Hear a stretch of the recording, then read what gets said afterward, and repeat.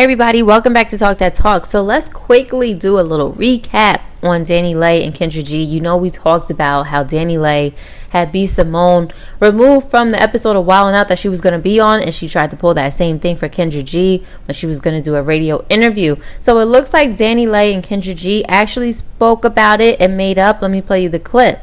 Both were telling our truths, as in she genuinely didn't know about the interview. Her team genuinely conveyed that she did not want me a part of the interview, which then prompted me to do that video. And girl, if you hate me for life, I don't. If you hate me for life after that, she ate me up though. I understand. I want to say this: there's no joy in my heart in what that energy that the video brought you. I don't have joy in my heart. It was just that was my truth. You know, this is what I do, and for someone to say that, speak on her behalf and tell my radio station that she's not comfortable interviewing with me, she'll do with other people, you know, I'm gonna go hard in the paint. I understood. She was mad. She always rides for me too, so I was and that was the thing. Yeah. As a woman, you know, there are certain things that you live life in front of the world.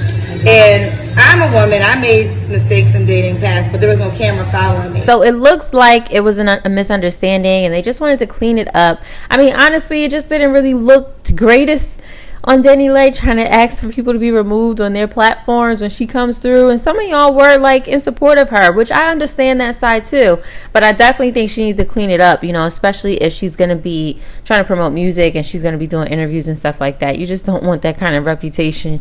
So I'm glad that they worked it out. Now I did want to talk about Fivio Forum because he had to address people on social media due to people thinking that he got robbed of the Best Hip Hop Breakthrough Artist Award at the BET Hip Hop Awards to Glorilla. All right, so he said that he did not get robbed and that Glorilla deserved it, which was very nice of him to say. I'm definitely in support of Glorilla winning that award. If he would have won it, I would have understood that as well. I would have been in support as well. So what do you guys think about that? Do you think that he got robbed of this award, or do you think Glorilla deserved it? Now, speaking of the BET Hip Hop Awards and people getting robbed, Kodak Black spoke on Lotto winning the Song of the Year at the BET Hip Hop Awards, and he called her a frappuccino. Okay, then Lotto posted a pic of herself and hashtags frappuccino. I really don't think these two like each other that much anyway. I mean, I know that there was some issues with them in the past, and you know, Kodak Black doesn't really have the best reputation when working with female artists, because it was just rumored out there that he just expects people to, I guess, do, you know, be with him in a sexual way if you want a feature or something like that. So Lotto also, I saw a clip. There's a video of Lotto, I guess, rapping on his Super Gremlin beat. So there's just a lot going on with that. Okay, so Kodak Black was basically saying that he's not hating on Lotto, but feels like BET played with him, especially since he had a performance at the award show as well.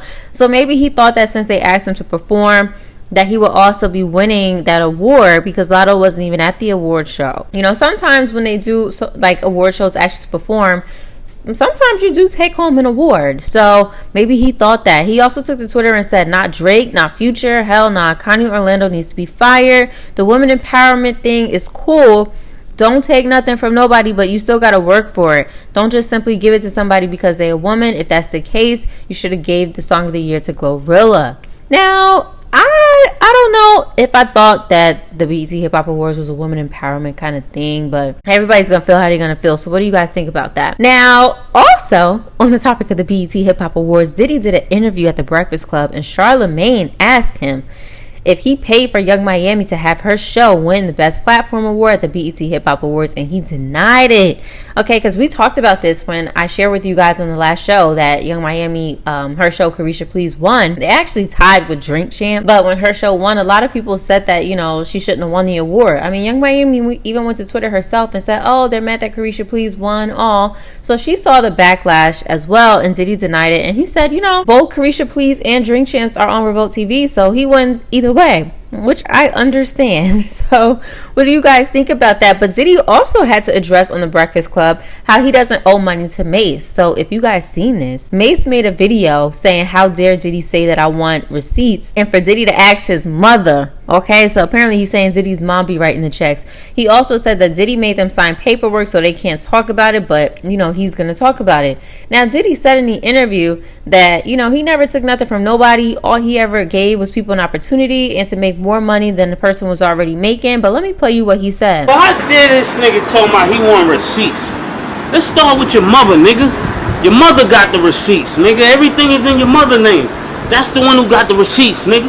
You need more proof, nigga? Biggie ain't here, so Big can't give you no receipts. He dead. Craig Mack can't give you receipts. He dead. What are you talking about? Who else? Black Rob can't give you receipts. He dead. And everybody else you made sign paperwork so they can't talk about what I'm talking about. I'm the only one with the guts. And I sign it, nigga. Cause I ain't need the money. All money ain't good money. Remember that. Remember that. Remember that, nigga. You know who to play with, nigga. If you think that I'm a scumbag that will ever steal anything, my name is Diddy, Sean Combs. I never took nothing from nobody a day in my life. All I've ever given is opportunity and more money than a person was making. So when I hear like, or I see things, and I'm like, wow, this vibe that they got on me, like I'm Big Red or something. I came here, I had to open up the doors. So you're saying you don't steal from artists, is what you're saying? Never. So how does a narrative like that happen with so many different people? Because people have this thing called the tap out button.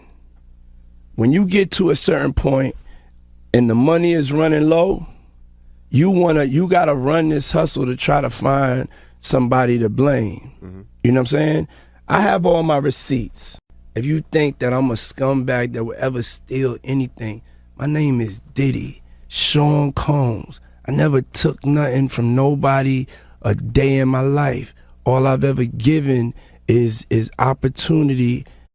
And so we are gonna do a special, a retrospective with all the artists, and we're gonna get this narrative clear. You know, just in general, the Mase thing, I did one album with Mase. One album. How much money do you think I owe this guy?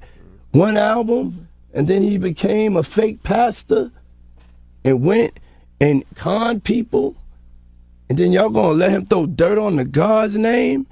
I wrote each and every one, and each and everybody, and anybody could come and step up. Bring your receipts. But I'm not playing.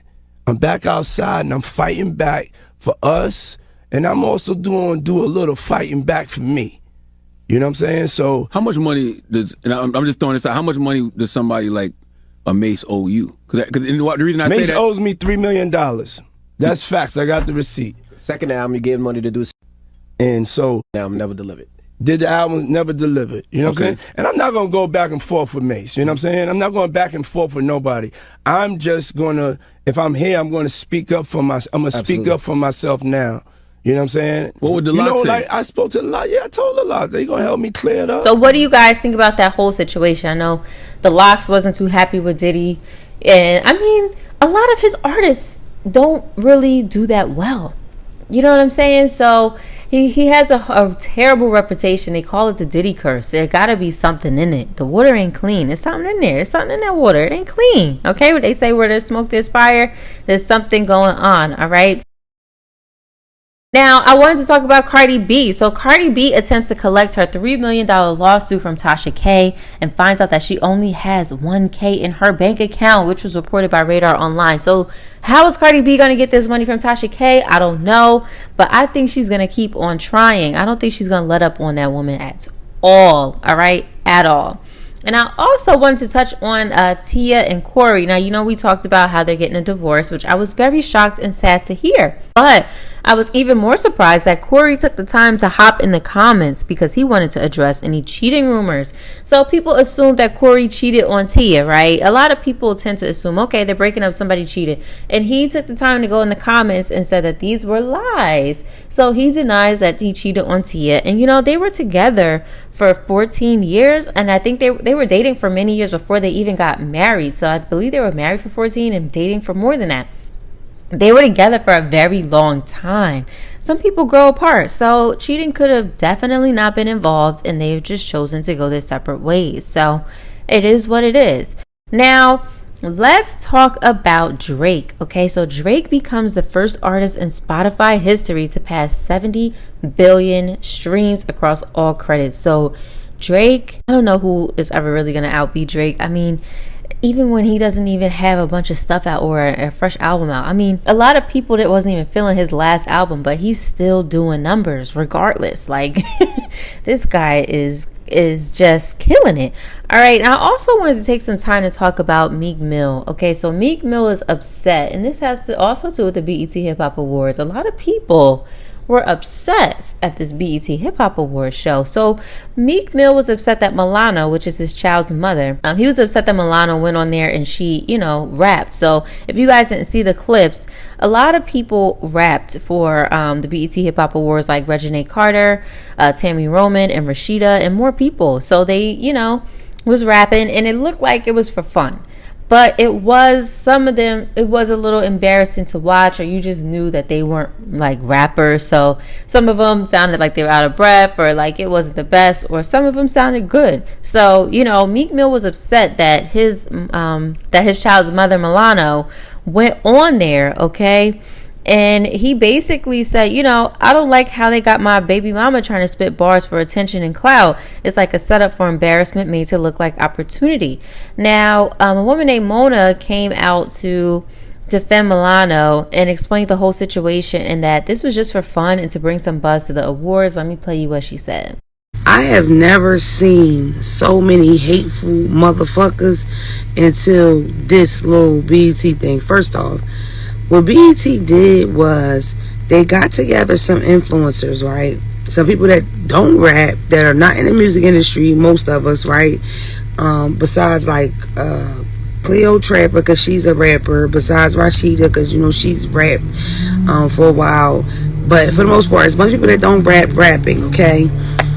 It's all for fun. It's also to create some buzz for the awards. It was a really cool thing. It was a great time. Bunch of people get to meet each other, chill, work together. It was just lit, okay? So what do you guys think about that whole situation? Do you think that Meek Mill has a right to be upset? Do you understand where he's coming from? Or do you think he just needs to chill out because this was all for fun, okay? The last thing I did want to talk about was Ice Cube in the Friday movies, because I saw a clip of him talking about what happened to Friday, and he was on Drink Champs. So he basically said that Warner Brothers has the right to distribute the Friday movies, and they don't want to distribute them. Let me play you what he said. I'll be the intern on Friday.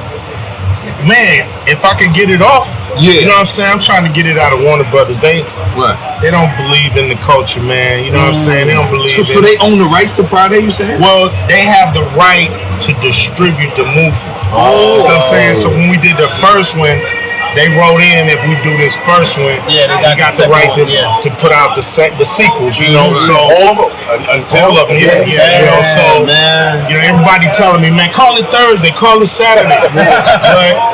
But once I take the characters' names, it becomes a property of Friday. You know what I'm saying? So you can't use Smokey. Day, Craig. So it's useless. Useless. Wow. So they just need to come off that. Man, so I had two scripts. I wrote one. It was like, yo, we don't want Craig and Daddy in jail, because Craig and Daddy went to jail for selling weed. You know what I'm saying? Before it was legal. And so I was like, yo, man, what's your name? It's like, it's funny. You know what I'm saying? So can you believe that Ice Cube has scripts ready to go to continue the Fridays movie series, and the people who he did a deal with, they have rights to distribute all of the Friday movies, which he clearly can't get out of that deal. And that's why we don't have the Friday movies. I mean, granted, I don't even want any more Friday movies because we have lost so many of the main characters, and rest in peace to them, that it wouldn't even be the same. But that is just so crazy how they feel that they have a right to choose on like they feel like they have a right to deny the scripts because they don't like certain portions of the characters or what Ice Cube chose to write. Like, you guys should just distribute it. Why are you nitpicking what he's choosing to write?